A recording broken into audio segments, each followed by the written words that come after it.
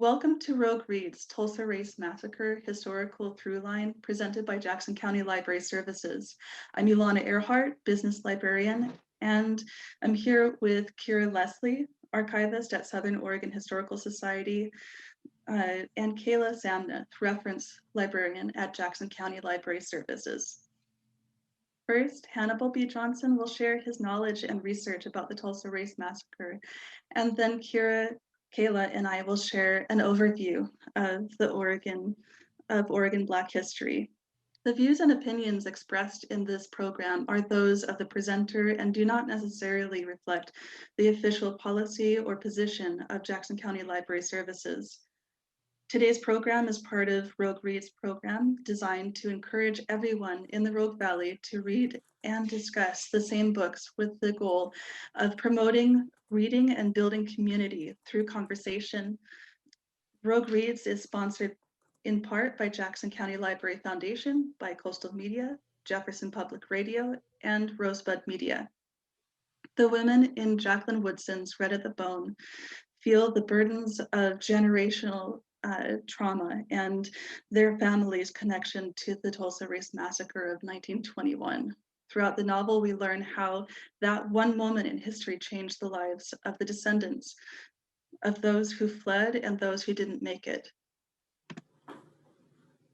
Hannibal B. Johnson, a Harvard Law School graduate, is an author, attorney, and consultant specializing in diversity, equity, and inclusion issues, human relations, leadership, and nonprofit leadership and management. He has taught at the University of Tulsa College of Law, Oklahoma State University, and University of Oklahoma.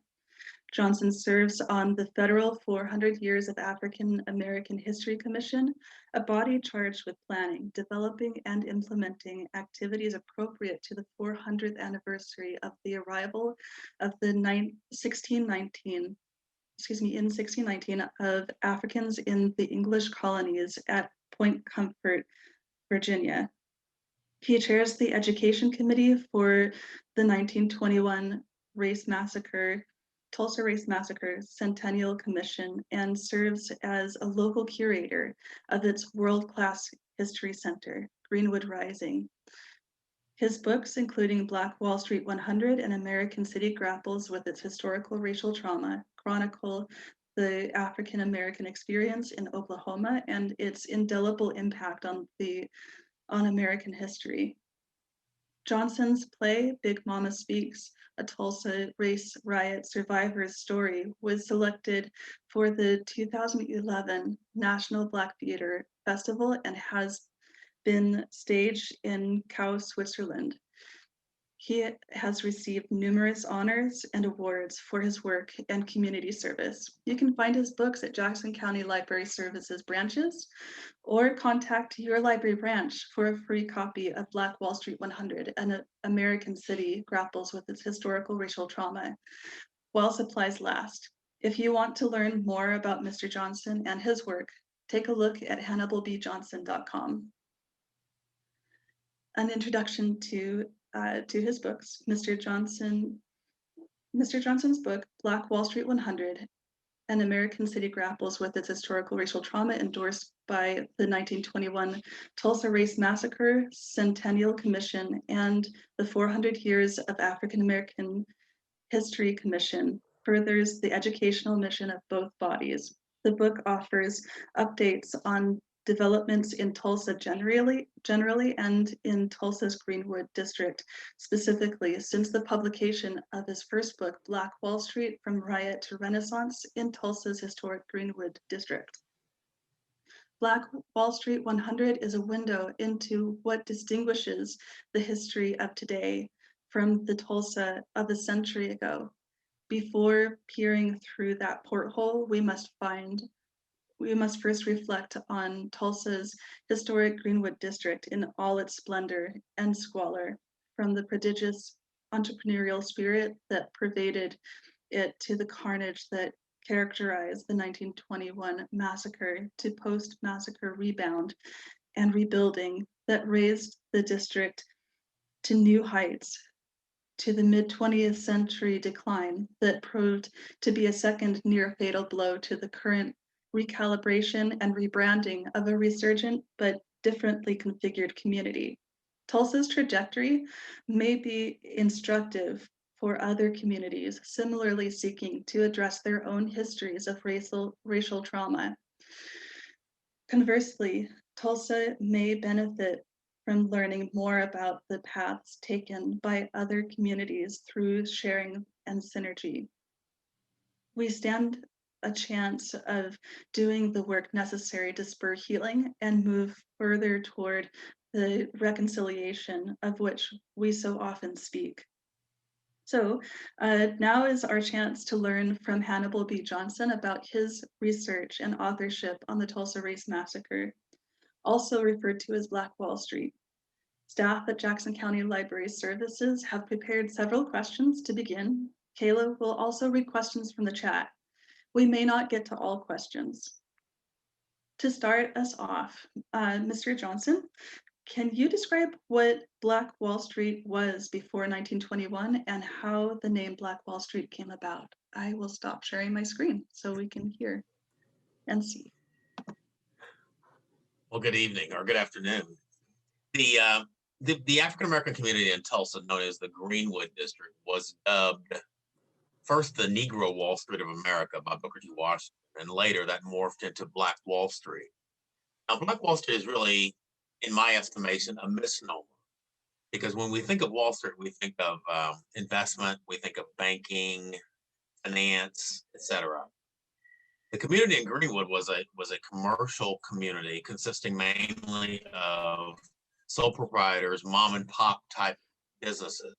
So there were movie theaters and dance halls and pool halls, restaurants, grocery stores, pharmacies, haberdashery, clothiers, furriers, shoe shine shops, beauty parlors, barbers.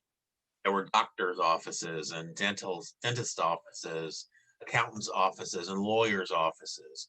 So this was a kind of commercial community that you might find anywhere in the United States. What made it unique is the concentration of African-American entrepreneurs in a relatively small space, 35 square blocks, abutting downtown Tulsa, part of Tulsa.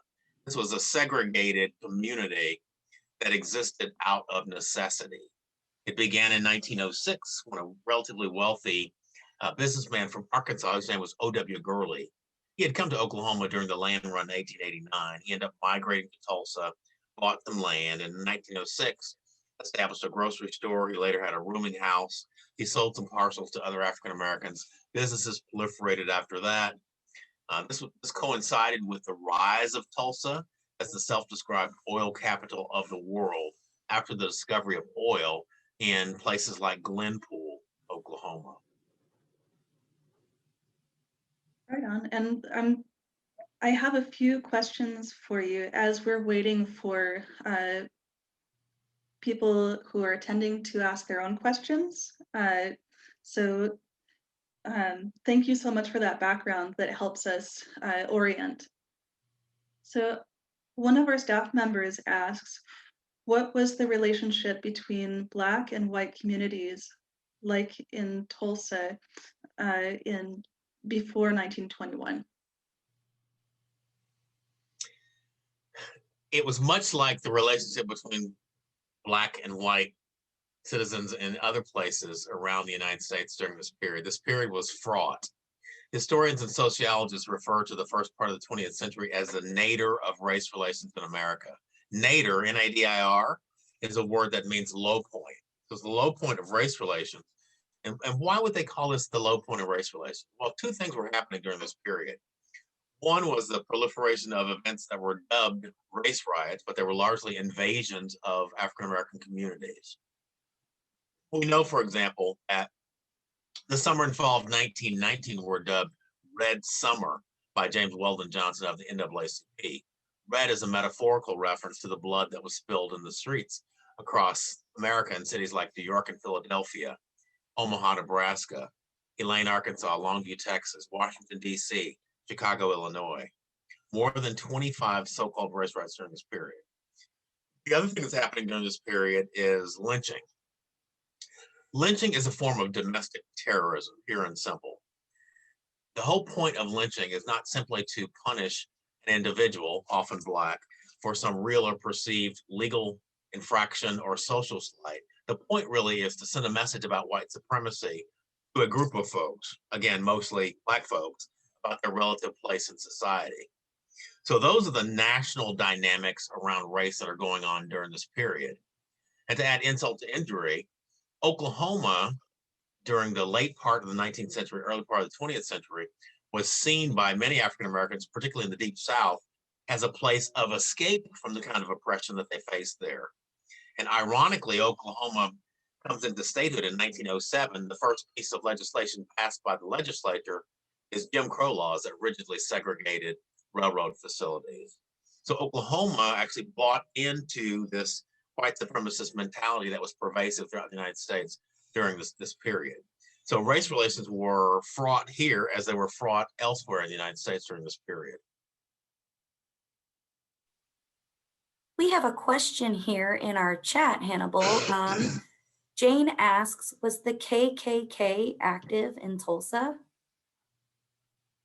The Klan, the iconic domestic terrorist organization of the 20th century, was in fact active in Tulsa and in Oklahoma during the 1920s, beginning in the early 1920s and peaking in the late 1920s post-massacre.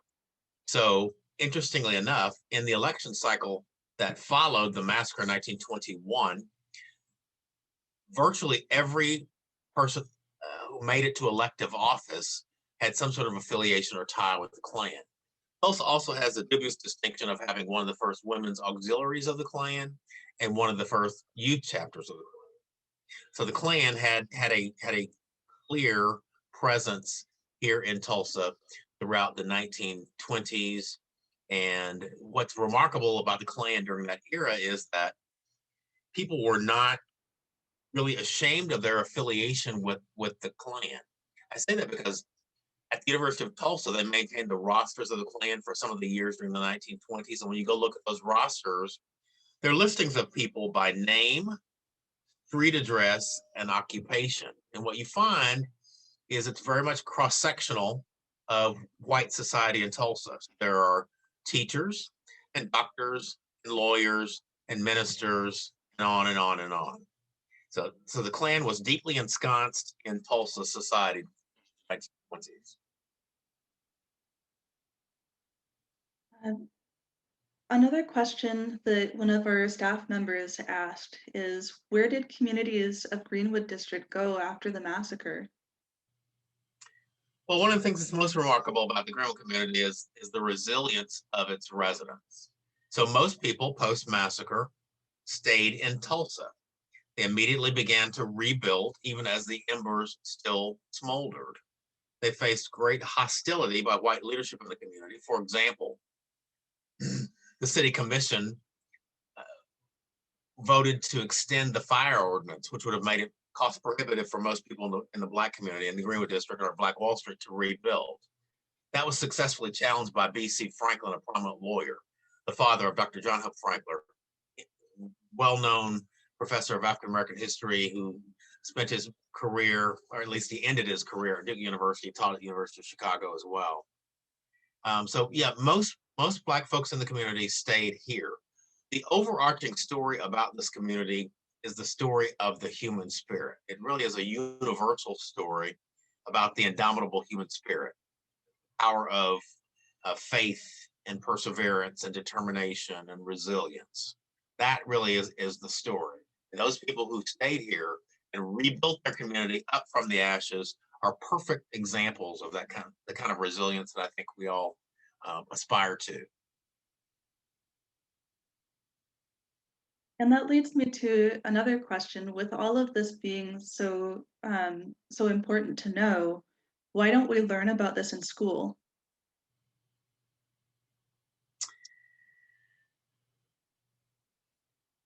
The answer is simple in one sense, but complex in another sense. So why don't we learn about Oregon's racial history in school? And why don't we learn about the history of Native Americans in school? And why don't we learn about immigrants who are not white immigrants in school? We don't, because the people who control the curriculum choose that we not know these things. So we have a horrible record in terms of incorporating the history of oppressed and marginalized people to the magnitude that it should be.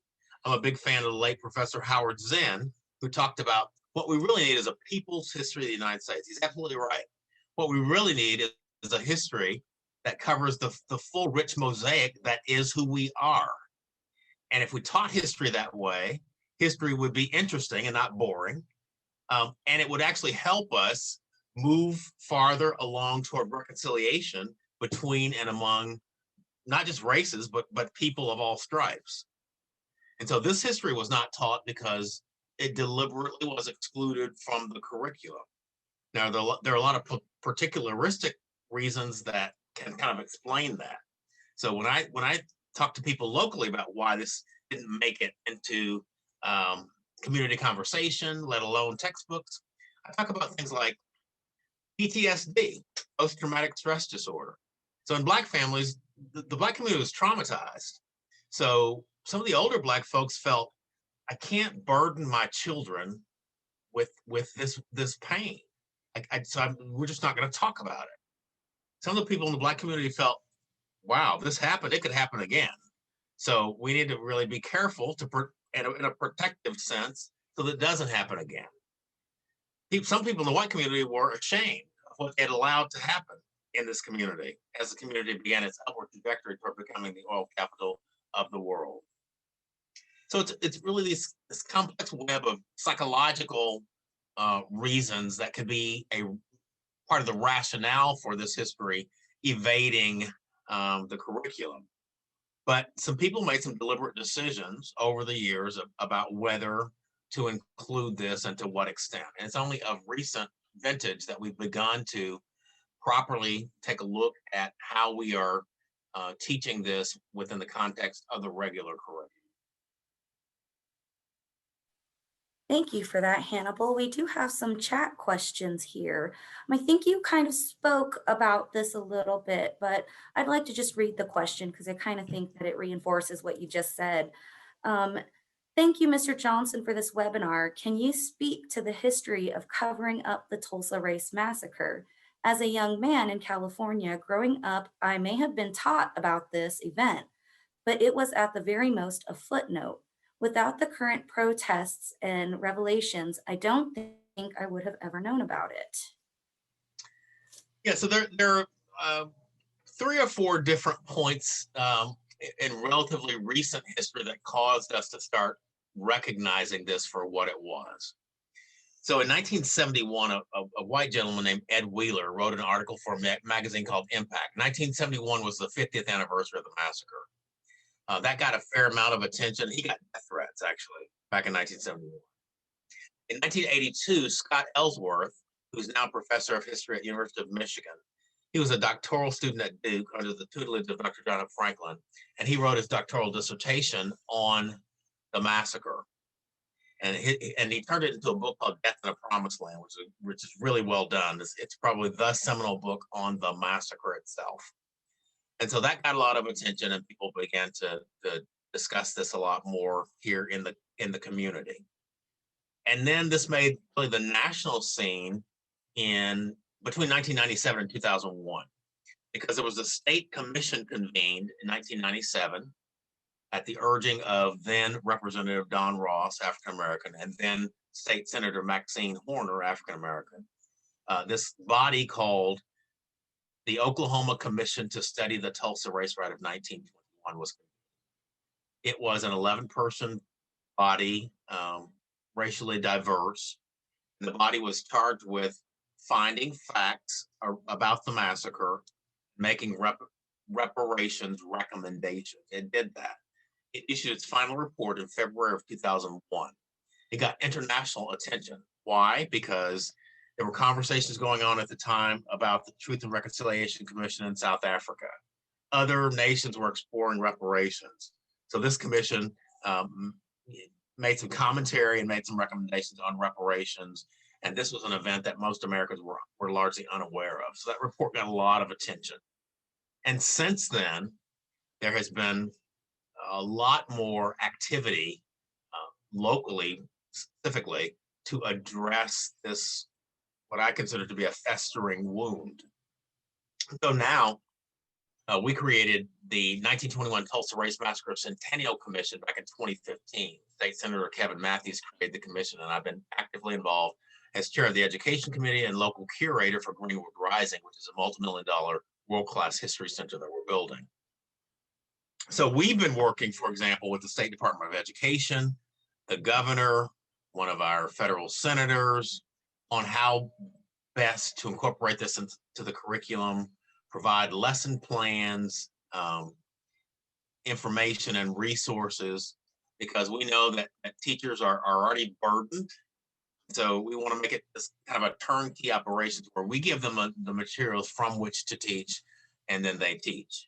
And then at some point, we hope to work with textbook companies, which are profit-making enterprises, to get them to include this in a substantial way in the textbook curriculum.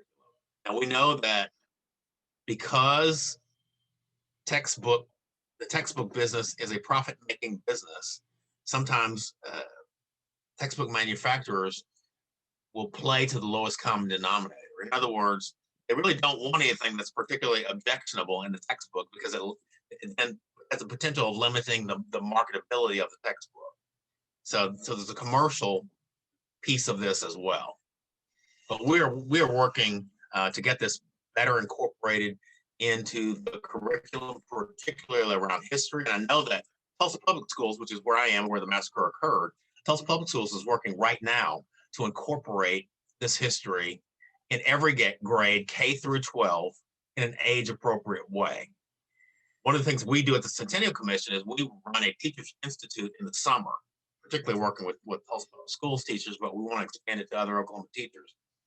Because part of the equation here is getting teachers familiar with and comfortable with this traumatic history such that they can teach it, and working with teachers so that they are part of the developers of the curriculum materials. So the Institute, which is a multi-day institute, allows us to do that. Thank you for that. We also have a few more questions rolling in.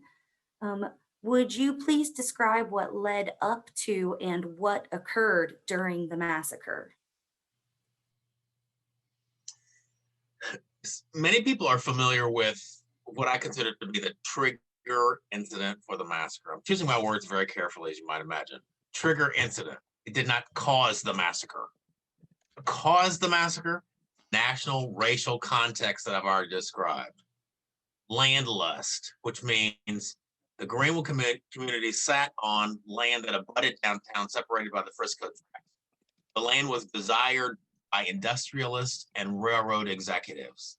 There was a desire to move the Black community farther north and take the land and use it for what were considered to be higher and better purposes. So that was a factor.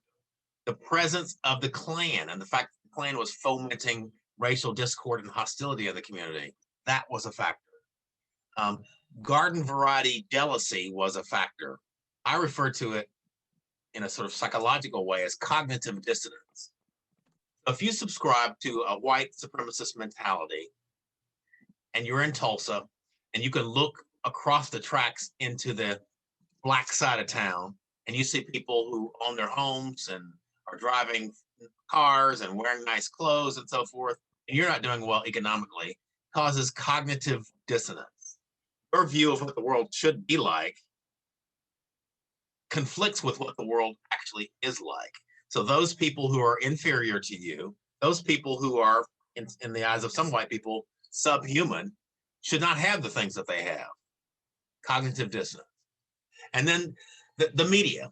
So there was an afternoon daily newspaper called the Tulsa Tribune that published a series of incendiary articles and editorials that really fanned the flames of racial hostility and discord in Tulsa. Those are the causes of the massacre. The trigger event It's just like Tulsa was a tinderbox or a powder keg. You need some sort of incendiary device or a catalyst to be thrown on these embers. A match, like striking a match and throwing them on the embers. The match was an elevator incident that involved two teenagers. 19-year-old black boy named Dick Rowland, who's a shoe shiner. 17-year-old white girl named Sarah Page, who operated an elevator in a downtown building called the Drexel Building. This event happened on Monday, May 30th, 1921, which is Memorial Day. Dick Rowland needed to use the restroom. Facilities were segregated. He walked over to the downtown Drexel Building, boarded the elevator operated by Sarah Page. Something happened on the elevator. We don't know exactly what it was. It's likely that Dick Rowland bumped into, brushed up against, stepped on the foot of Sarah Page. In any event, she began to scream. The elevator landed back in the lobby. Dick Rowland, frightened, ran from the elevator. Sarah Page, distraught, exited the elevator. She was comforted by a clerk from a locally owned store called Renberg's. She claimed that she had been assaulted. He was concerned. He called the police. Sarah Page later would recant or retract the original story. The problem is, before she recanted, the Tulsa Tribune published a story about the incident the next day. The title of the story was "Nabbed Negro for Attacking Girl in an Elevator." It was a false narrative of an attempted rape in broad daylight in a public building in downtown Tulsa. And it had its desired impact. It got the white community, particularly white men, up in arms. The article also went out of its way to make Sarah Page look more virtuous. She was of questionable repute, but it went out of its way to make her look virtuous. And as a corollary, it made Dick Rowland look more villainous. So a large white mob began to gather on the lawn of the courthouse. The jail was on the top floor of the courthouse, and Dick Rowland was being held there. The sheriff was concerned for his safety. He contacted a number of black men at the offices of the Tulsa Star, the black newspaper. He knew they'd be gathered there. Ultimately, a group of several dozen black men, some of them armed, some of them World War I veterans who knew how to use their weapons, marched down to the courthouse, intent on protecting Dick Rowland. There were words exchanged between the much larger white group, smaller black group. White man tried to take a black man's gun, the gun discharged. And in the words of some of the riot survivors, all hell broke loose after that. So the black community, the Greenwood district, like Wall Street, was ultimately invaded as the white mob spilled over the Fishkill tracks into the Greenwood community, burning, looting, shooting, killing people on sight. The violence lasted roughly 16 hours. It was quelled by the National Guard. The unit from the National Guard came in from Oklahoma City. Oklahoma City is our capital city. It's about 100 miles from here. As best we can determine, somewhere between 100 and 300 people lost their lives. Hundreds of people were injured. Property damage, conservatively estimated, $1.5 to $2 million, depending on how you calculate it today, well over $25 million to be sure. Many black folks, black families were interned during this process as martial law was declared. They were rounded up and taken to these detention centers or internment camps throughout the city of Tulsa. Most of them had to have a green card, an identification card, countersigned by a white person to get them out of these encampments. Many black families spent days, weeks, or months living in tent cities set up by the Red Cross, which provided relief. A couple of the local white churches, Holy Family Cathedral, First Presbyterian Church downtown, also provided food, shelter, and clothing post-massacre.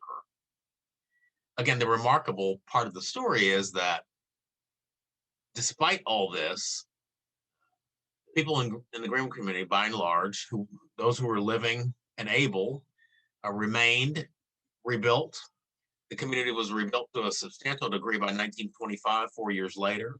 This community, the black community here, hosted the national meeting of the National Negro Business League, which is Booker T. Washington's Chamber of Commerce.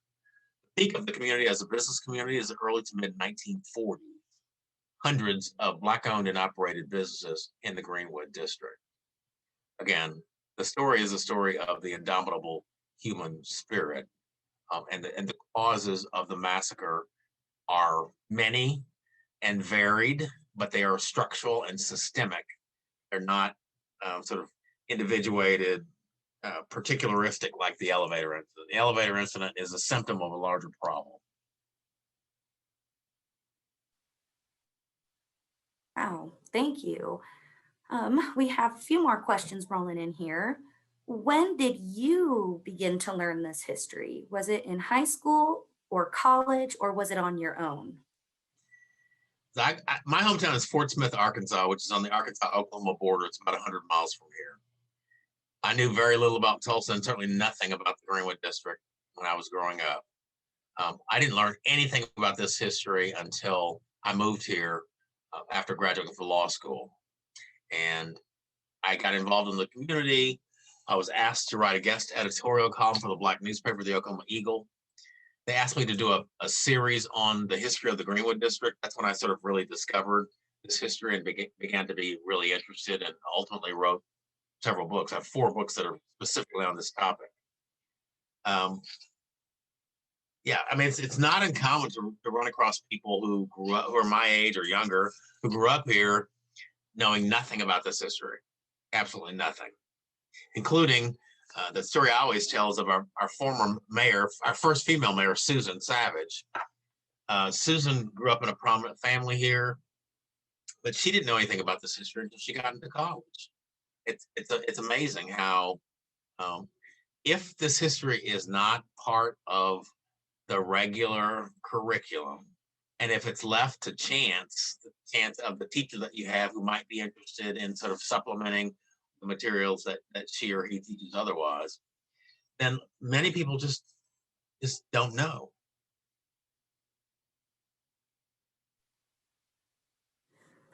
Edward asks, President Grant removed the troops from the South effectively at the end of Reconstruction. By the advent of the 20th century, how involved was the federal government in protecting the rights of Black folk? 2 words, not very. So the federal government wasn't doing a whole heck of a lot. And there's very little, if any, federal government involvement in terms of what happened here in 1921, either as certainly not as a perpetrator that I know of, and nor as protector. Just the absence of any kind of overarching federal involvement.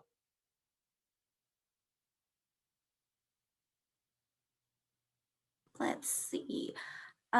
We've got another question. Do you think Black people and people of color in general have more or less access to entrepreneurial opportunities, fundraising, education, etc., now than they did before in 1921?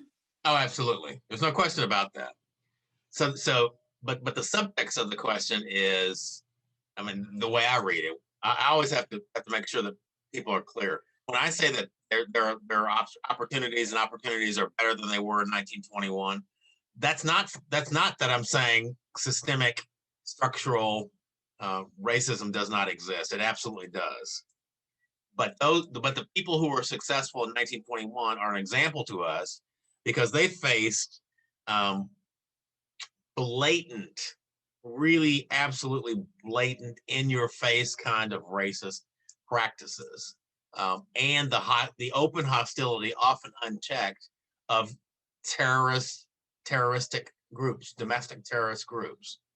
We don't face that. There are opportunities that we have that far exceed the opportunities that those folks had. So it's important for people of color to recognize those folks for who they were, what they did, and the example that they set, and then understand that we can simultaneously fight systemic structural racism and be successful as entrepreneurs and whatever else we want to do. So we operate on 2 tracks, parallel. Let's see, you are being asked, the misinformation campaigns that existed throughout Tulsa's history in regards to the massacre feel all too familiar. How do we get to a place of reckoning today? We have great historical racial traumas across the country and here in Oregon. How do we get to a place of common understanding? Are you hopeful that we get there? Is it a change in education, our own commission? Thank you. Wow. So let me start with the end first. I fancy myself as someone who's always hopeful and optimistic. I can't imagine going on any other way. If I don't have hope and optimism, then what's the point? So yeah, I'm definitely hopeful. The process for me is summed up in this alliterative formula that I have: acknowledgement, apology, and atonement. That's a process toward reconciliation. And acknowledgement means just sort of embracing all of our history in a way that highlights the good and the bad in terms of what's happened in our past. We learn the lessons of our past. Apology is about developing a sense of empathy and understanding that other people have been hurt and may still be hurting. And to the extent that we can, at a minimum, apologize in the sense of saying, yes, I understand that you have been hurt and you are hurting. I am sorry that you have been hurt and are hurting. What can we do to change things? That's the apology piece. And atonement is making amends as best we can for the damage that has been done through time. Now, can we ever perfectly atone? No. But are there some things that we can do to make things better? Yes. One of them is curriculum reform. The other is things like build collective opportunities for reconciliation, like Greenwood Rising, which is a history center. The idea behind Greenwood Rising is we're going to tell the narrative of Tulsa's historic Greenwood district in this place. And what we hope to do is that once we take you through this place, if you're a patron, at the end, the last gallery is Journey to Reconciliation. So we want you to leverage what you learned in the context of the facility, and we're going to challenge you to take on some of the current issues. Black Lives Matter, mass incarceration, disparities in healthcare, educational deficits. So the past isn't the past. The past is part of the present. And we have to use the past and leverage it to get to where we want to be in the future. That's the kind of notion behind Greenwood Rising.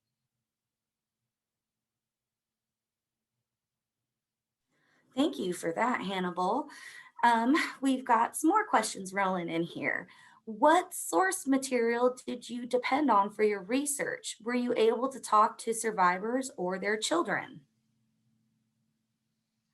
So we're approaching the 100th anniversary of the centennial of the massacre, which will be May 31st and June 1st, 2021. That's a centennial. There are 2 or 3 living survivors. But let me just caveat that by saying, when I say the word survivor, I'm using it in a very general sense. Survivor meaning someone who was alive and in the community at that time. That doesn't mean that person necessarily has individuated memories of the events or any of that stuff. Fortunately, the commission that I mentioned earlier, that was convened in 1997 and met through 2001, issued an award-winning report that's on the website of Oklahoma Historical Society. That commission, one of its commissioners, whose name was Eddie Faye Gates, a local historian, she was charged with interviewing survivors. That was 20 years ago. So there were 100 or so survivors back then. So she interviewed all of those folks that she could track down. And so we have their historical record preserved. So that's a source for folks to look at. There are newspapers that are, of course, sources. There are documents like the American Red Cross provided the relief report. The American Red Cross did a final report. That's a source document. There is a book called Events of the Tulsa Disaster by Mary Elizabeth Jones Parrish that came out in 1923. Mary Elizabeth Jones Parrish was here during the massacre. She was a young woman. She worked for the YMCA and did some other things. She was a journalist. So she interviewed people right after the massacre.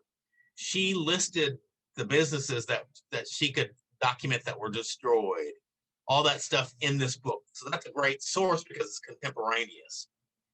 There are records, the martial law edict that came from Governor Robertson in 1921.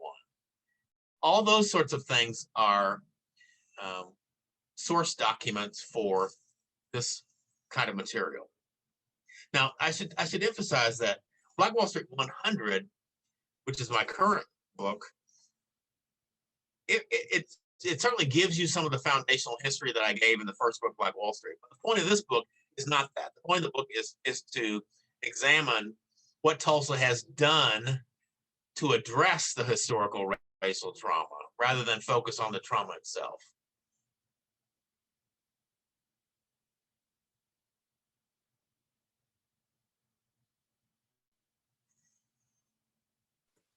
Were there any similar massacres in other Oklahoma cities? No, but there were plenty of them all across the United States. Look up 1919 Red Summer, and you'll find, you know, dozens of these events that were dubbed race riots that happened all throughout the United States. And you may be familiar with an event that happened in 1923 in Rosewood, Florida, because there was a movie called Rosewood. So these events were fairly endemic during the early part of the 20th century. And it looks like we have one last question here in our chat. Where can the K through 12 educational materials you mentioned be found? They are being developed even as we speak. So at some point, I assume Tulsa Public Schools will probably be asked to share them, and they may even wind up on Tulsa Public Schools website at some point.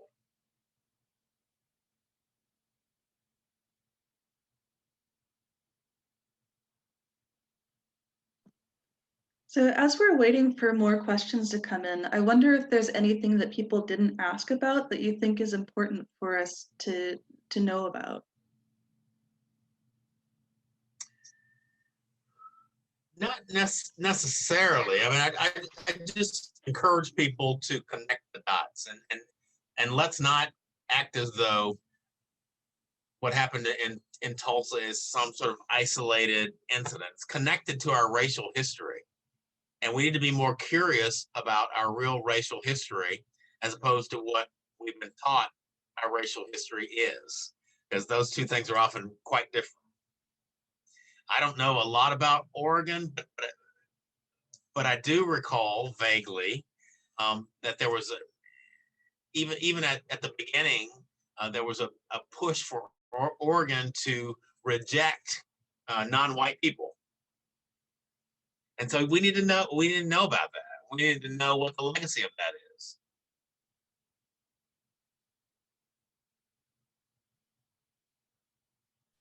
Well, it seems like you sparked some more questions rolling through. Last year, a mass grave site was found in the Greenwood area. What came of that? What can we learn? Okay, let me just set the record straight. All these things are more complicated than they may seem. So I mentioned the commission that met from 1997 to 2001. One of the things that commission did was look into eyewitness testimonies and other records relating to the possibility of mass graves in Tulsa. That commission even engaged a team of archaeologists to do scientific research of several specific sites. And they got only so far. One site was Oak Lawn Cemetery, which is near downtown.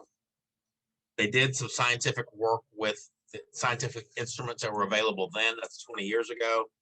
And they found that there was at least a possibility that there was a mass grave located in Oak Lawn Cemetery. The commission sunsetted, it went out of business. So there was nothing else done. Our current mayor, G.T. Bynum, about a year and a half ago, maybe 2 years now, wanted to follow up on that unfinished work on the theory that if there are unsolved murders in Tulsa, we have a moral obligation to solve them. That's a pretty good theory. So he convened a team of folks to look into, to follow up on this possibility of mass graves. One of the sites they looked at was, once again, Oak Lawn Cemetery. They assembled a team of archaeologists, scientific instruments are much farther advanced than they were 20 years ago.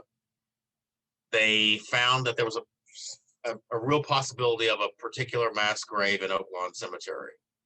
They began to do an excavation, and they found some remains. Those remains have not been exhumed yet. The remains are very likely those of what's called the original 18. These are 18 Black folks that records indicate are in fact buried in Oak Lawn Cemetery. We just didn't know the location of their particular graves. There may be other mass graves in Oak Lawn Cemetery and at other locations. It's going to require additional archaeological work. It's going to require a process that involves scientific experimentation, excavation, exhumation, identification, and then reinterment of remains. I mean, it's a pretty complicated process. It's a tedious process. But long story short, there's a fair likelihood that there is a mass grave somewhere, but we don't know with certainty. I try not to say things that I don't know with certainty unless I've footnoted or caveated, right? Okay, we've got another question here. Is there any hope that federal aid will come through for the remaining victims and their families? I know you address it in your book, but I was wondering if you see it happening. Federal aid? No, I don't. The short answer is no. It's just not going to happen. And even state aid, I just think if you're talking about reparations in the sense of paying cash to individuals for losses, very unlikely. It's not likely through the judicial system because there was a case filed in 2003 and it was dismissed based on statute of limitations. In other words, they had waited too long to file their claims. So that route is pretty much closed. Our legislature, highly unlikely that the legislature in Oklahoma is super conservative, is going to pass legislation calling for reparations. So unless these are private kinds of reparations, or unless they are collective, like the building of some sort of center, history center or whatever. We've had cooperation from the state in building Greenwood Rising, for example, although most of the funding is private.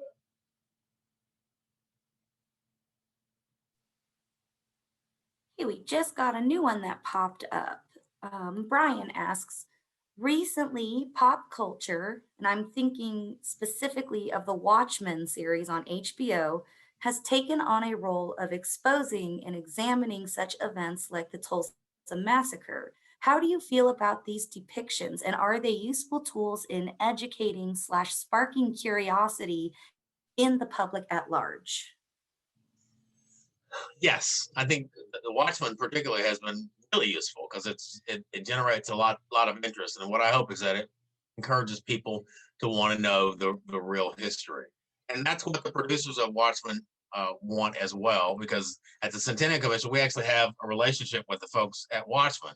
Damon Lindelof, who directed Watchmen, donated $19,021, like 1921, and challenged other folk in Hollywood to do the same. I had the privilege of moderating a discussion among the set designer and the, I guess she was the director, maybe she's the director, maybe the co-director, I don't know, of Watchmen at one of our museums, Philbrook Museum. So the folks behind Watchmen are really interested in the actual history as well. And I think they hope that they stimulated some discussion, debate, and some action around the real history. All right. Let's see. Can you recommend, I'm gonna assume that the question is extracurricular reading. Can you recommend histories of Oklahoma, especially focused on the early 20th century?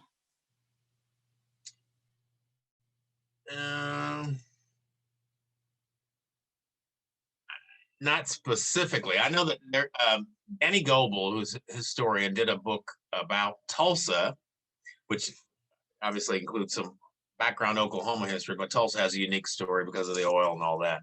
He did that book on the occasion of the 100th anniversary of Tulsa, which was in 1998. So, and Danny's a real vivid writer, and so I think that the Tulsa book, just look up Danny Goebel and book about Tulsa, and that would be one that I think would be a good read.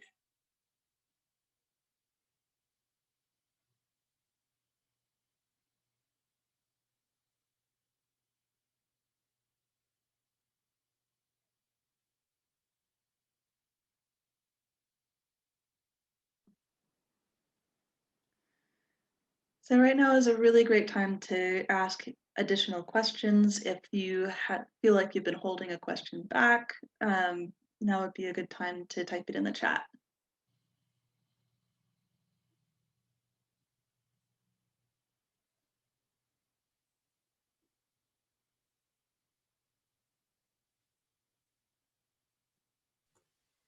Okay, Hannibal, we've got a question that just rolled in. And a compliment. You are such a treasure trove of knowledge. What are the biggest lessons you have learned from Greenwood and the Greenwood revival? Biggest lessons from Greenwood and the Greenwood revival.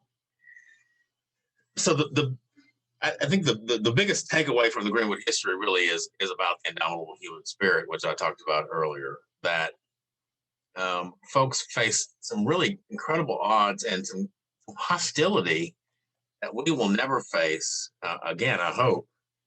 And so that should encourage us to feed on those parallel tracks of dismantling systemic racism and so forth, but also understanding the opportunities and options that we have and pursuing those. It's, walking, chewing gum at the same time. We can do that, and we have to do that. That's to me that's the big point to take away from that. And the other, I guess the other though, is that it just reinforced something I already knew, which is we do a really poor job of teaching history, and we tend to see things in isolation and not connect the dots. And it's important to connect the dots.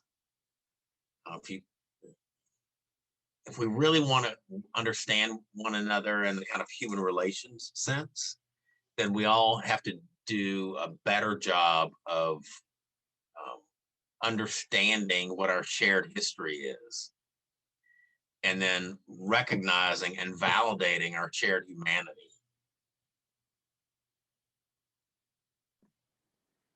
I have a question. I have been learning a little bit about a new bank that's starting. It's called the Greenwood Bank.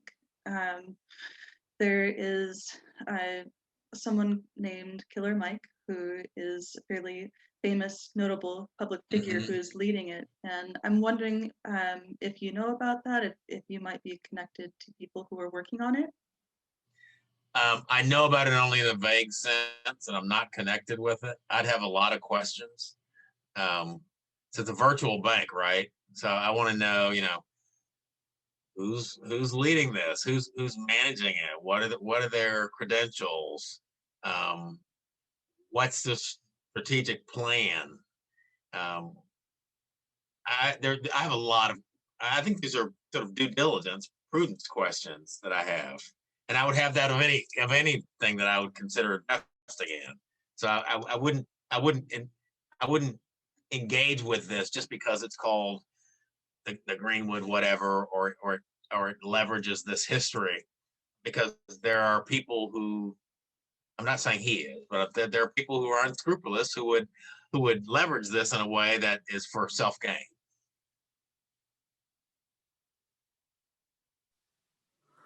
We've got one more question from the chat here for you. Is there a relationship between the massacre and the Great Migration? Yes. I mean, I think when we think about the Great Migration, we don't normally talk about the migration that happened to Oklahoma. So, for example, in the late 1800s, there were Black people in Oklahoma, who were boosting Oklahoma as kind of the promised land, as a place for as a destination point for people from Alabama, Mississippi, Georgia, et cetera, to escape the oppression of the South. A good example is a fellow named E.P. McCabe. McCabe was from New York. He had moved to Kansas. He was elected state auditor in Kansas twice, the highest elected Black official in Kansas. He came to Oklahoma in the land run in 1889. He established Langston, Oklahoma, one of the all-Black towns. Oklahoma has more all-Black towns historically than any other state. Langston University is in this town, Langston, the farthest west of the historically Black colleges and universities. So Mr. McCabe had this concept of carving out within what was then Oklahoma Territory an all-Black state. He met with the United States President Benjamin Harrison. There was legislation introduced ultimately in Congress about carving out an all-Black state in what is now Oklahoma. So there was a move afoot to encourage migration from the Deep South into Oklahoma during the late 1800s and the early part of the 20th century. We don't talk about that, and those folks have been labeled. I love this term, exodusters. The exodusters. They migrated to Oklahoma. Again, a number of all-Black, more than 50 all-Black towns in Oklahoma throughout its history. The other piece of the migration that we don't really talk about is the fact that the so-called 5 civilized tribes, the Cherokee, the Muskogee Creek, the Choctaw, the Chickasaw, and the Seminole, all 5 of those tribes engaged in the practice of chattel slavery. So all 5 tribes had Black people among them. Most of those Black people were enslaved, but not all of them. So the 5 tribes, as you may be aware, were forced out of the southeastern United States in the 1830s and 1840s, forced into Indian Territory, which is what Oklahoma is, what is now Oklahoma. So part of the Black migration includes those Black folks who came with the natives on the Trails of Tears in the 1830s and 1840s.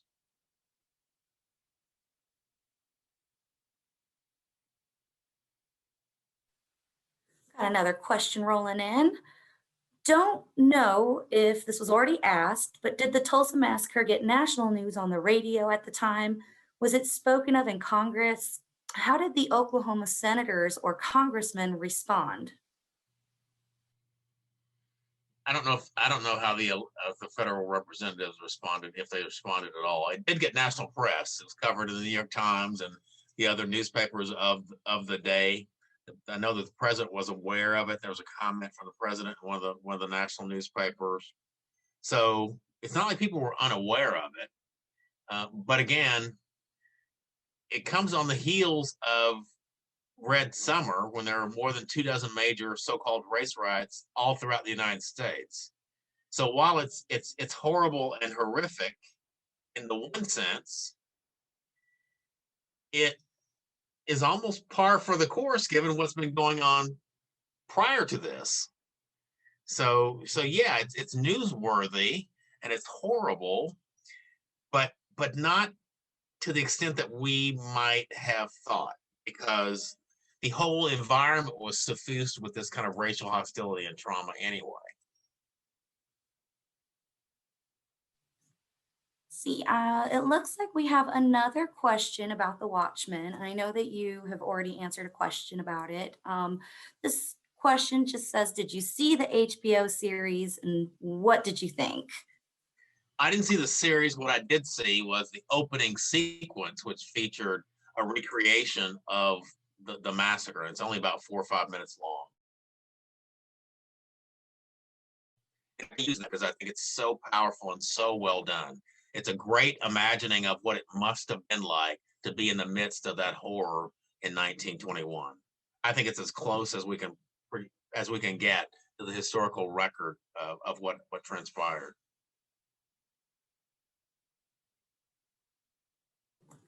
All right, I have not a question, but a compliment that says, thanks for pointing the way to the Greenwood Cultural Center. I just checked them out. They look awesome. And a lot of the primary sources mentioned are there in one place. Oh, great. Excellent.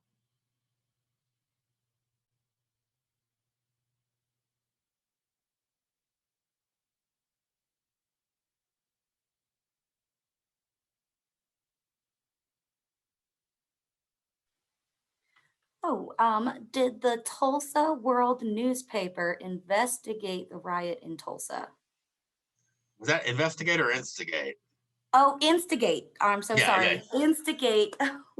yeah. So it wasn't the Tulsa World, it was the Tulsa Tribune. The Tulsa Tribune, I think, clearly can be characterized as an instigator. The Tulsa World is another newspaper that was also here at the time, and its reporting is certainly more balanced, but certainly from the perspective of the white community. The Tulsa Tribune was an afternoon daily newspaper.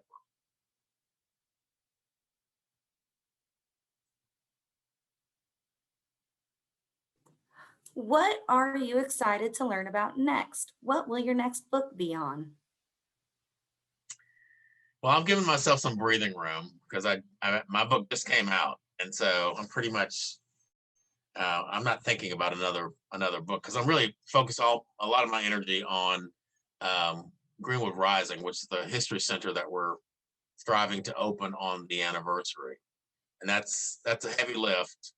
And part of my work on that is the writing, is creating the narrative, the through line for the history center.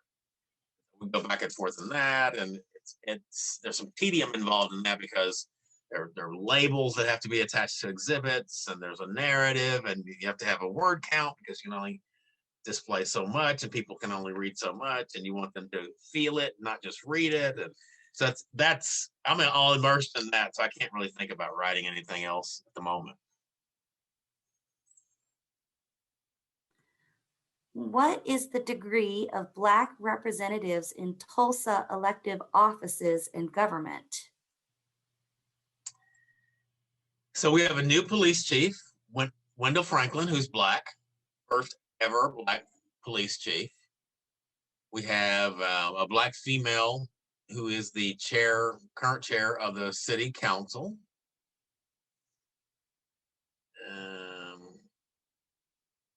And Tulsa leadership. Let's see who else.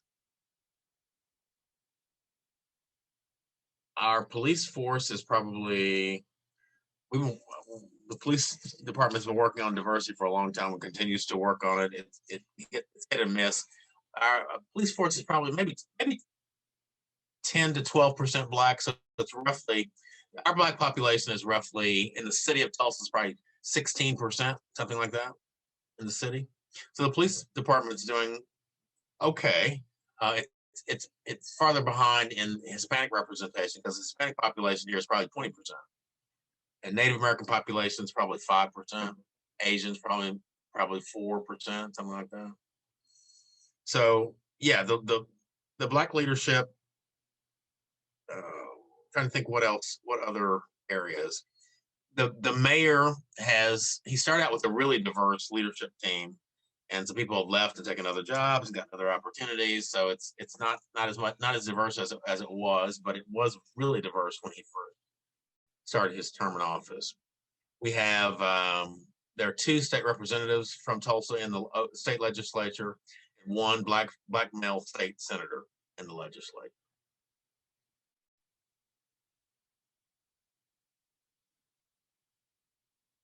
The leadership team at Tulsa Public Schools is really diverse. The superintendent is a white female, has a really diverse leadership team, and a real high focus on equity is among their core values.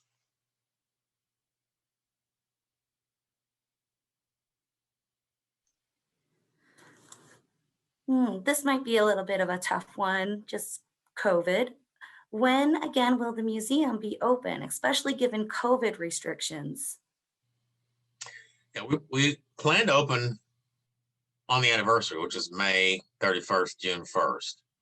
So I would hope that many people are vaccinated by then.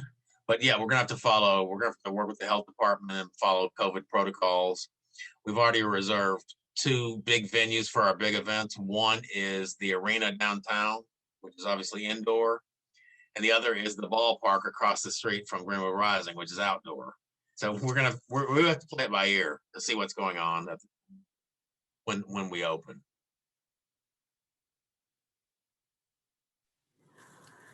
Let's see. This is such an important piece of history you're educating us on, and your book is so enlightening. How was your experience in finding publishers for your book? Did you face any resistance?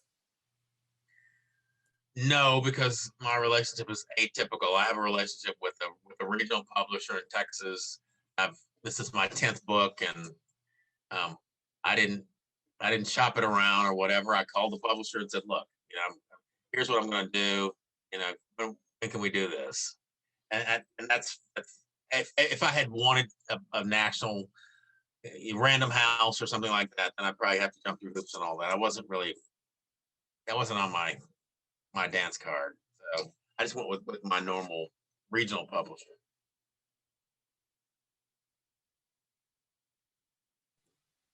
Let's see. Will there be a virtual tour option?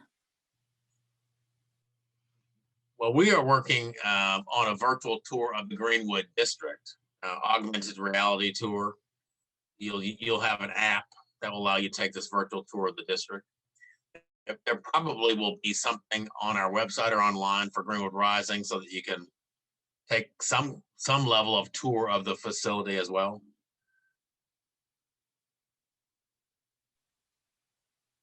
Did any descendants of white participants offer any help to the book or documenting the history? Yes. So one of the people I talk about in the book is Dr. Charles Kerr, who was pastor at First Presbyterian Church downtown.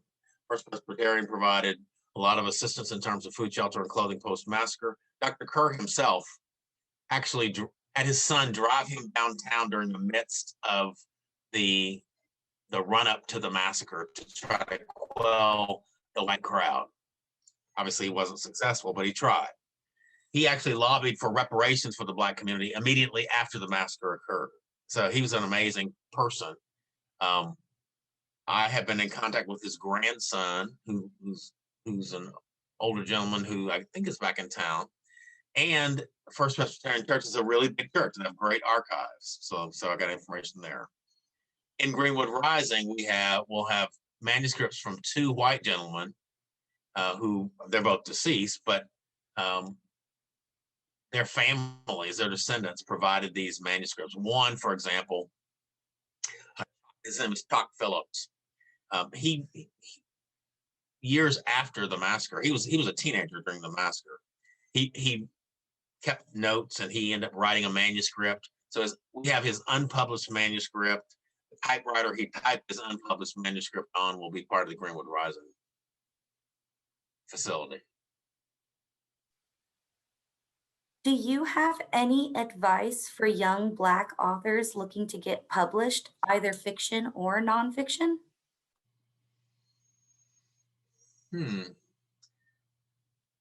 Well, it sounds so basic, but the first step is just to write, and you can publish it yourself. If all you want to do is get it published in some way, there are a lot of ways that you can do it. Amazon has a platform, I think, where you can publish directly on Amazon. So while the sort of traditional routes are still available, my understanding is that most traditional publishers do not do nearly the kind of work that they used to do in terms of promoting the various works that they publish. So that you can do sort of online publishing. You can self-publish and take all, which essentially means that you take all the risk in terms of the initial investment. You take that risk yourself and you take the promotional responsibility yourself. So I think you have to do look at all those options and think about why it is that you want to write. If you're writing simply for yourself because it's cathartic to you and something you love to do, that's one thing. If you're writing because you want to be on a bestseller list, that's a kind of different thing. So your route might be different. And I think the other thing I would say is that get used to being rejected. Everybody gets rejected, and it doesn't necessarily say anything about you. I mean, you have to be resilient. And if you really believe in what it is you're doing, you'll do it. Whether 10 people or 1,000 people reject you in terms of publishing it. there are ways to get it published anyway.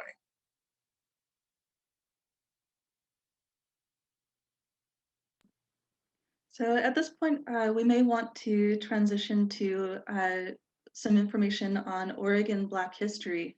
And I'm wondering, is there anything, Hannibal, that you would add before we do that? No, I'd love to learn a little bit about Oregon Black history. Okay, so I am going to share my screen and give you an introduction of who is speaking and the information that we will be covering.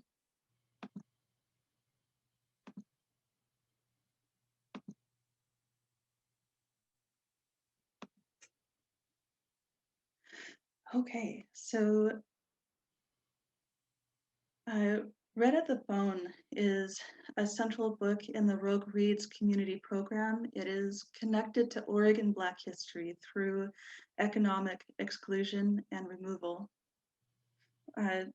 There is a lack of economic information about Black communities in early Oregon, not because they didn't participate, but because they were structurally prohibited. In Red at the Bone, we see economic effects of the Tulsa Race Massacre through intergenerational trauma and loss of intergenerational wealth.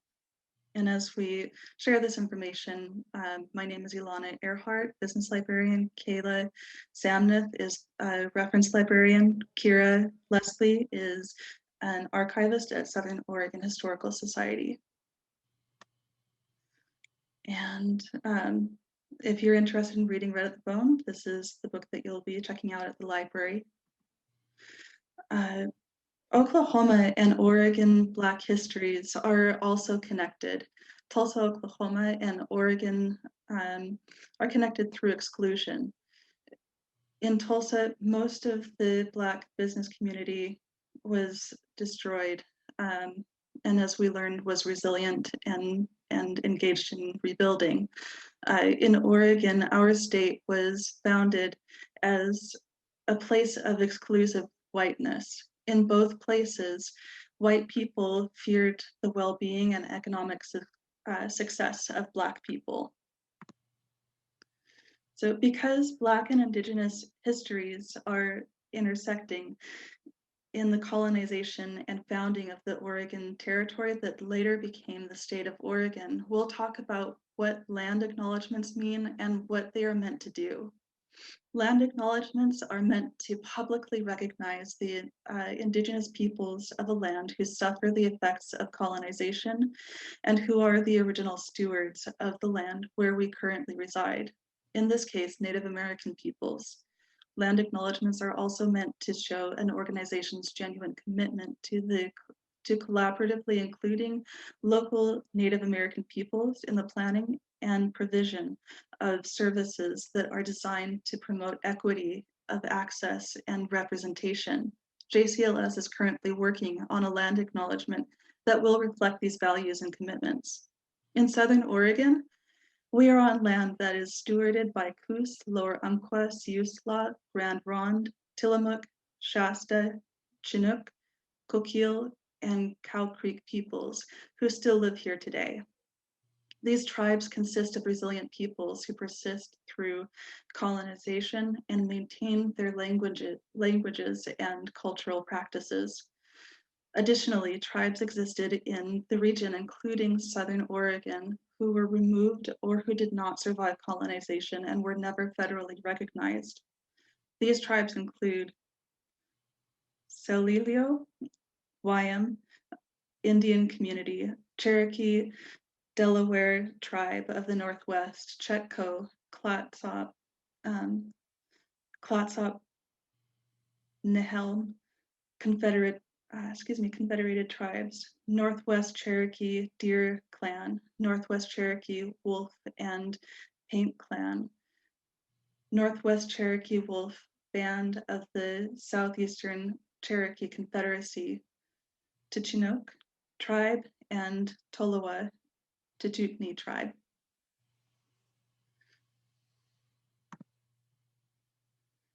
So Kayla Samnath and I have selected two books that represent different projects of archival research. When you hear from Kira and Leslie, who is an archivist at Southern Oregon Historical Society, she will go over some information about individual people as well. Kayla will introduce you to research found from A Peculiar Paradise, A History of Blacks in Oregon, 1788 to 1940, which is a manuscript of the Oregon Black History Project of 1980. I'll give an introduction of the research presented in Dangerous Subjects, James D. Solis and the Rise of Black Exclusion in Oregon by Kenneth R. Coleman. So why are microhistories important? So these are histories constructed about people for whom there are few or no self-representative documents. Dangerous Subjects, James D. Solis, and the Rise of Black Exclusion in Oregon by Kenneth R. Coleman is a microhistory that explores Oregon Black history through the lens of James D. Solis. There are few self-authored documents or texts available from Solis, so Coleman's research combines information from available archival documents to construct a view of Black experiences in early Oregon. Many documents that Coleman traces have descriptions of Solis. Keep in mind that Coleman is a white author, and it is important to also seek information about Black experiences from Black people. I will share titles with Black authorship for continued learning. Before Oregon's founding, many companies like the Hudson Bay Company were free to manage land and peoples as they pleased. In many cases, Black people were relegated to the lower ranking positions on HBC ships.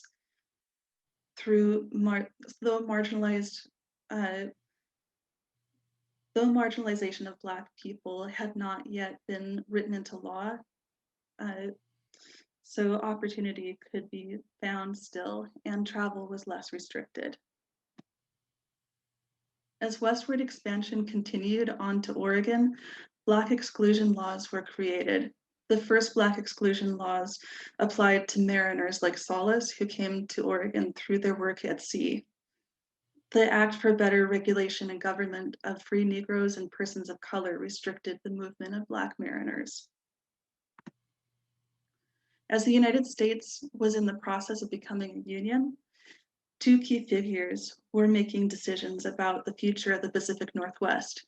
Adams originally did not see the Pacific Northwest as part of the US. He wanted to construct it as an independent republic where diplomatic and trade ties could be developed to benefit the US. During Jackson's presidency, westward expansion continued through a nationalist lens that did not include the Pacific Northwest as a trade port. Andrew Jackson's presidency introduced egalitarianism, which advocated for legal enshrinement of the color line. While Black people were structurally omitted from land ownership, their labor was exploited for westward expansion and settlement.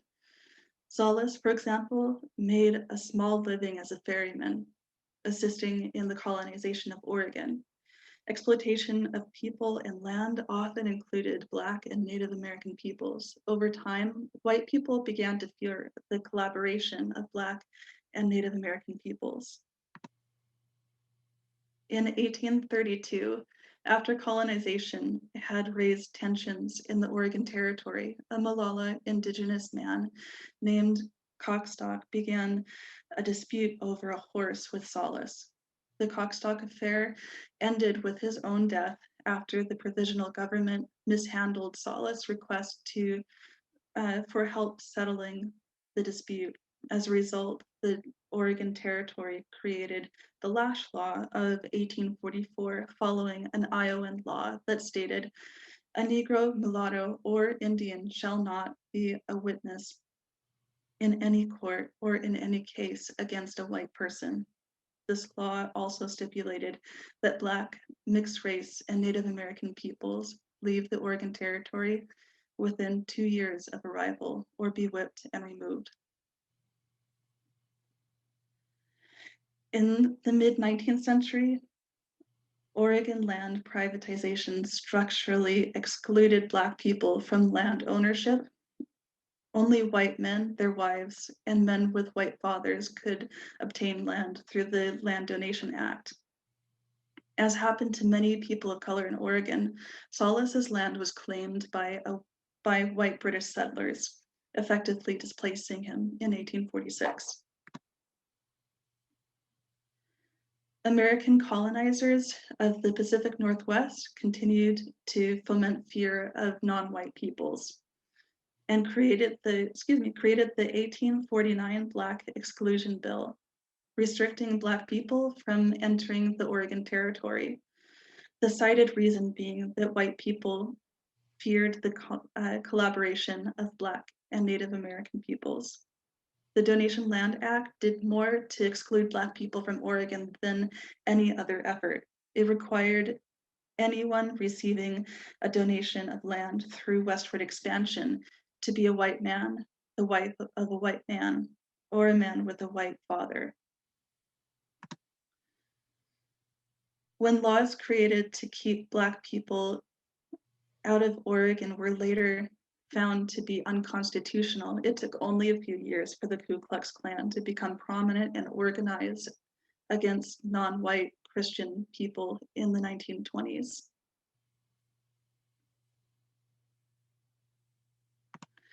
If you're interested in learning about contemporary Black experiences in Oregon, there are 2 books I would recommend. The first being Black People in Oregon by Marlon Prescott Abba, and the second being Angels with Dirty Faces by Walida Imarisha. And Kayla has a book list that she'll share with you in the comments. So I want to pass the mic to Kayla, and she'll give you some information from A Peculiar Paradise. Thank you, Alana, for that. So today I am going to be talking to you guys about the book entitled A Peculiar Paradise, A History of Blacks in Oregon from 1788 to 1940. This book is a year-long research project conducted during 1978 by academic historian Elizabeth McLagan. McLagan uses a variety of primary sources such as oral interviews, manuscripts, letters, unpublished theses, newspapers, public documents, legislative documents, and local histories. And she uses these sources to highlight aspects of Oregon's Black history. Next slide, please. Okay, so McLagan begins the book in 1788, where she claims that the first known person of African descent stepped foot in Oregon. This person was Marcus Lopez. He was a West African cabin boy, and he was hired by Captain Robert Gray aboard the Lady Washington. The Lady Washington entered a bay near the present town of Tillamook, Oregon. According to the author, it wasn't until 16 years after Marcus Lopez when a slave named York, who was part of the Lewis and Clark expedition, touched Oregon soil. In 1810, 3 others arrived in Oregon via the Tonquin, and McLagan really goes into further depths of these arrivals in her book. She highlights their arrival and when they got in Oregon through personal diary entries from shipmates. During this time of the late 1700s and early 1800s, anyone who was not white, they were able to find very minor successes in Oregon living as fur traders and trappers. Many were able to speak indigenous languages, and they were able to work as interpreters, traders, and most importantly, geographical guides to get to Oregon. Next slide, please. After Oregon became a state in 1859, census takers began to collect data in Oregon. McLagan uses those census reports. She explains that in 1860, the Black population in Oregon was around 128 people. And many of these individuals were living independent of white families, working as farmers, miners, shingle makers, washerwomen, barbers, cooks, blacksmiths, etc. A lot of history is covered in McLagan's book between 1850 and 1900. McLagan touches on a lot of the laws that really impacted the Black people living in Oregon during this time. I know Alana covered a few of these, but I'm going to name some off as well, just so you can get a better overview of how people's lives were impacted in Oregon during this time. There was a poll tax, and that was $5 to be paid. According to the author, and I quote, "It was a $5 tax to be paid by every Negro, Chinaman, Hawaiian, and mulatto." There was a ban on interracial marriages. In 1862, Black people were allowed to be witnesses in the courts of the state, but they could not be jurors. In 1866, Oregon ratified the 14th Amendment, and then 1870, Oregon ratified the 15th Amendment. And I want to point out that the ratification of these amendments were not something that was supported by every Oregonian. McLagan also takes a look at senators and exposes the readers to the actual voting ratios during sessions. Excerpts from well-known newspapers are also used to really highlight what the social climate was and really what white people's attitudes were about this political climate that was happening. Next slide, please. Between 1900 and 1940, the Black population of Oregon increased from 1,186 to 2,565. In 1909, the NAACP was created, and Portland's branch formed in 1914 and had originally 165 members. Passing a state public accommodations law in Oregon began in 1919, but despite repeated attempts, it was not successfully passed until 1953.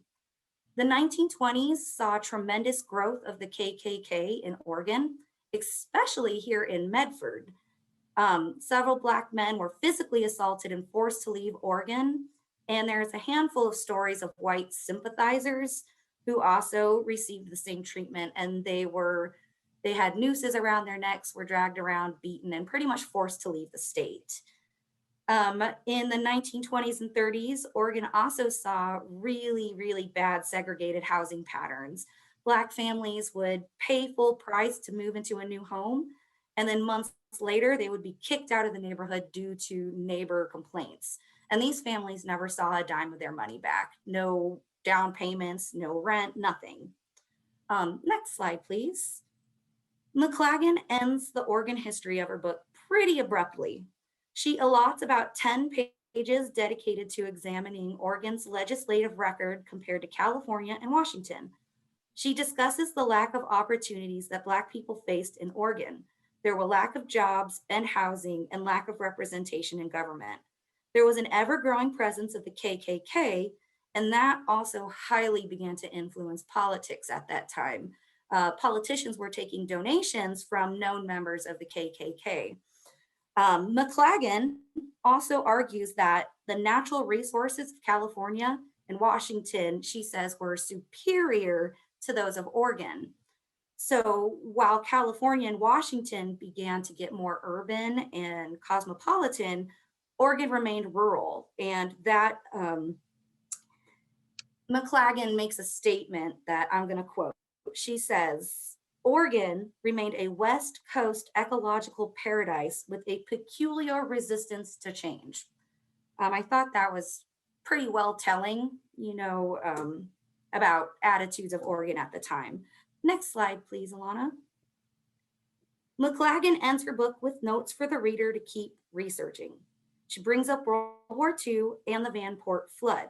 These two events, she claims, and I quote, "were the catalysts for a minor revolution that was to usher in a new age for Portland's Black community." While she doesn't offer much analysis or information, it is heavily implied for the reader to pick up where McLagan has stopped. Here, McLagan also suggests that because these two events, there was a big migration of Black people to move to Portland. And once they moved from Vanport after the flood to Portland, they had a larger Black community for representation, and they were able to perhaps finally have more of a voice. I would like to give you, if you guys decide to check out this book and read it, I have some personal thoughts and advice to you readers. There are uses of certain outdated terms outside of the primary sources quoted. That means she says Chinamen, Negroes, mulatto, and half-breeds. She says that a lot throughout the text. So I would encourage readers to kind of change your scope to an academic one. The primary sources have real historical value, and this is an accurate representation.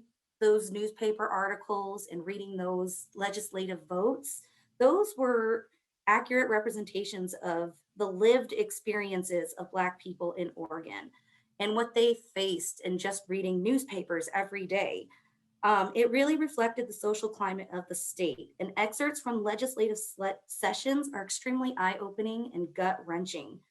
McLagan provides readers with her entire list of resources, and this cultivated list of archival materials is really important. This is a good place for you guys to use these sources and explore them on your own. You can research and you can confirm the information that the author has in the book for yourself. I would use this book as a starting point. And I would also encourage you to research the author and where she's coming from. I want to point out that the author is white, and being white does have an impact on the scope and interpretations of the subject content of this book. So I think readers are advised to just keep researching, just keep learning. We have to keep learning in order to be better and be better people. So thank you. And next we have Kira Leslie. Kira, are you ready? Yes, can you guys hear me? Yes. Okay, good. Okay, so I am going to talk a little bit about some examples of the history of Black people in Southern Oregon. I think that starting, Black people first arrived here in the mid 1800s, and I've just listed a few names of people that came up in my research. Jackson Berry is an interesting person because he arrived enslaved in 1852, but he actually entered into a contract that ended his enslavement after 10 years, and he ended up owning land outright, which was pretty unusual. Some of these other folks, as other people have said, I don't want to repeat what's already been said, but we had Daniel Jones and Samuel Vose were both worked as barbers. I'm sorry, I'm looking at two different. What I'm seeing on the screen is not the same thing that I'm looking at on my screen. So that's not, I don't know, Alana, what to do about that. Okay, are you ready for the next slide? Yeah, but it looks like an updated version, so I'm not sure. Well, no, what I was going to say is that this is on the right-hand side there, you can see this is actually the land patent that shows Jackson Berry being granted land. And yeah, so there were examples of Black people in Southern Oregon in the mid 1800s, although they usually didn't, they almost never were here by choice. And yeah, you can go ahead and put the next slide on. Okay, and a big part of the story of Southern Oregon and African American people is missing information. So Black people were often excluded from the historical record. The woman on the right is an example of this. We don't know for sure her identity. you can tell from this picture that at the point in time that this picture was taken, she was probably fairly affluent based on her clothing and styles. And she may be, we have some sources where she's listed as Emily Blockwell Butler, who married Charles Blockwell in 1870. And in the Southern Oregon Historical Society records, we have their marriage certificate. But again, I don't know for sure that this actually is the woman that some sources say it is. So these are kind of, you know, some of the mysteries that historians try to thread together. So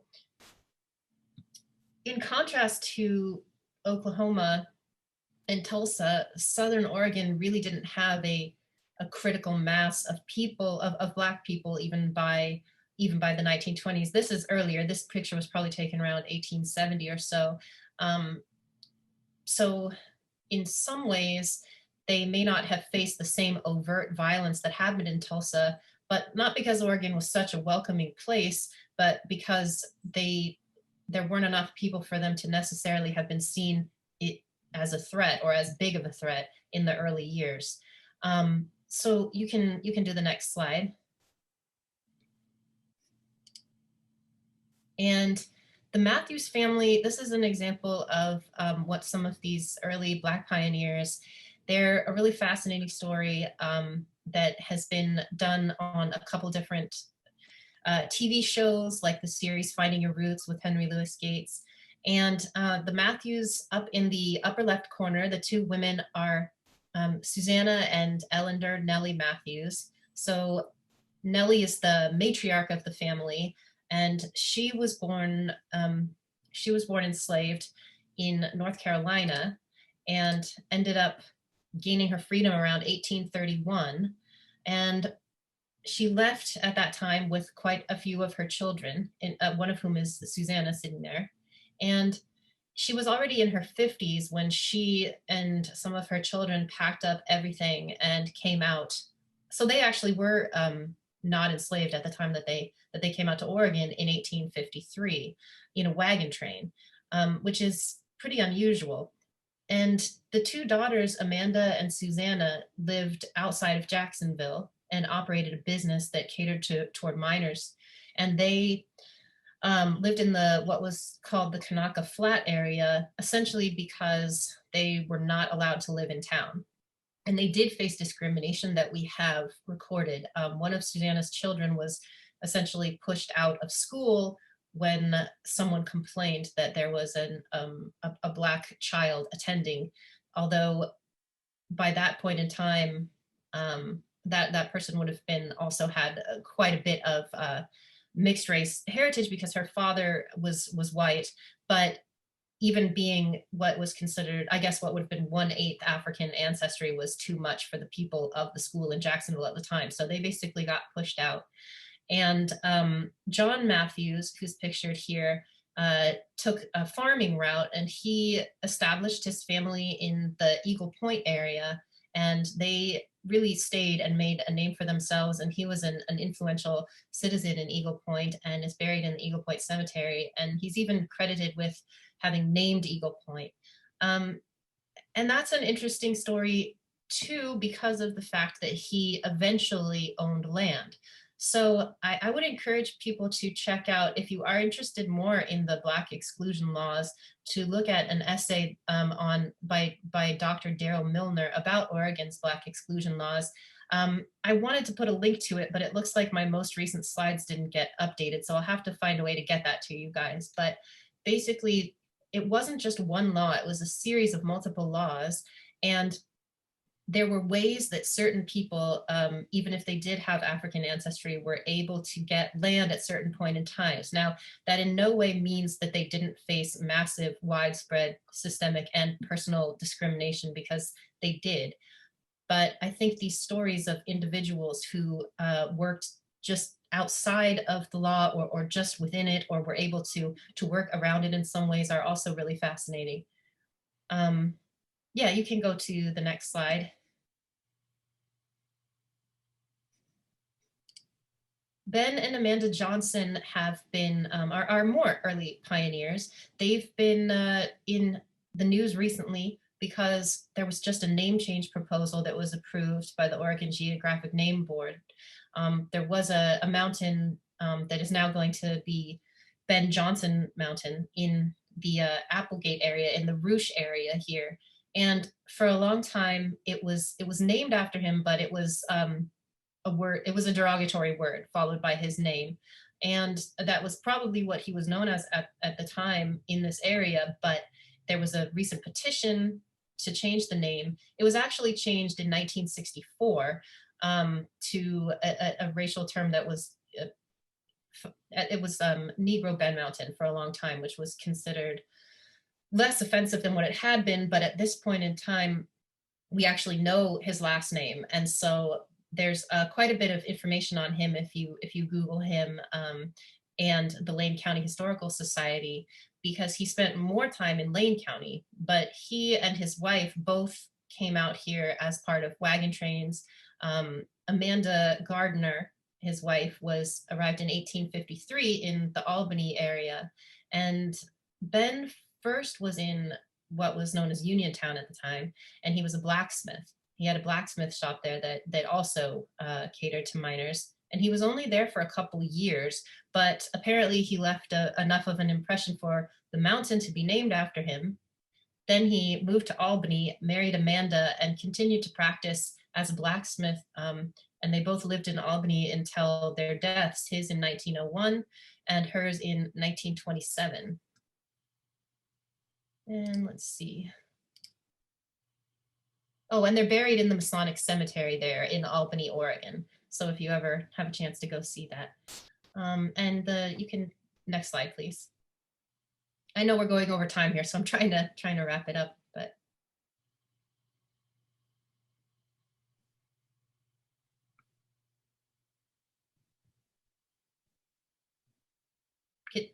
Oh, sorry, I just saw it. These are a couple of pictures from the archives. As you can see, the man on the left, we don't know who he is, but he appears to have lived here and led a somewhat rural life in the early 20th century. The man on the right, his name is George Washington Maddox, and he worked as a shoe shiner in the Medford Hotel. And that's, again, kind of an example of people living just outside of what the written law said, because at the time that he lived in Medford and apparently was a well-respected citizen, although, like I said, I know that he faced discrimination, and but he was allowed to live here and stay as at the hotel, despite the fact that Medford was what was considered a sundown town. So it's kind of interesting that there are these ways in which that we have like the official record and then the unofficial record. And George Washington Maddox was somewhat involved in local politics. I have seen references to him voting in local elections and participating in local society. But Medford, a word about the sundown towns, Medford didn't have sundown laws officially on the books, but all sources and people who lived here at the time and our oral traditions seem to indicate that it was enforced off the books. So let's see where we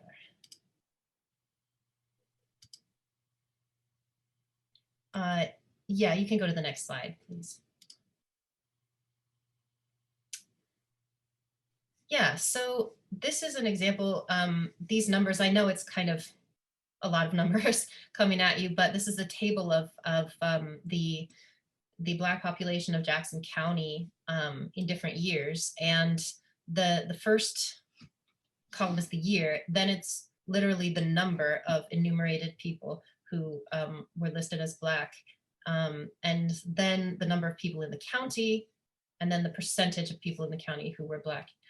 And the interesting thing I think about this is that you can see that the percentage is higher in the earlier years, and then it decreases to basically nothing. There were 12 Black people in all of Jackson County in 1950. And so that's actually a decrease.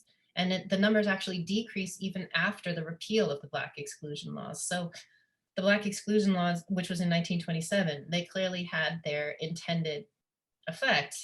And one of the stories, so I guess you had the activity of the KKK in the 1920s, but there was also something about the movement from the mining and frontier era towards the more quote unquote settled era, combined with rampant nativism and racism in the early 20th century that led to the further whitening of Southern Oregon and a decrease in racial diversity. And this was true of the Black population and the Chinese population as well. And then at the same time in the 1940s, World War II brought some economic opportunities, which Kayla talked about, outside of Southern Oregon. So there were push and pull factors that led to there being almost no Black population, or a very small one, in Medford and Southern Oregon in the mid 20th century. And one story is that of a man named Harold Smith, and I'm still looking for more information on the story, but you can tell from the Medford Mail Tribune, he was sent here by his job from the National Weather Bureau as a meteorologist in 1960. And the fact that he was a Black man and was coming with a Black wife and child made the newspaper, and there was big conversation about it. And the letters to the editor and the Medford Mail Tribune urging people to treat them with respect. So clearly by 1960, even the idea of a Black family moving into Medford had become a huge topic of conversation. And these lines had sort of hardened to a certain extent. And then it starts to, in the 1970s, the population starts to increase of Black people in Southern Oregon a little bit. And quite a lot of that, I think, had to do with the college, and more as they started to enroll more Black students. And so my final slide, I think it is, you can go to, is a picture of a Black student group at Southern Oregon College. And that's when things started to change a little bit. But of course, as we all know, there are still, Black people are still tremendously underrepresented in Southern Oregon. And there's still a lot of work to be done. And my particular job, our archives really only go up through about the 1970s. So I'm gonna leave it right there.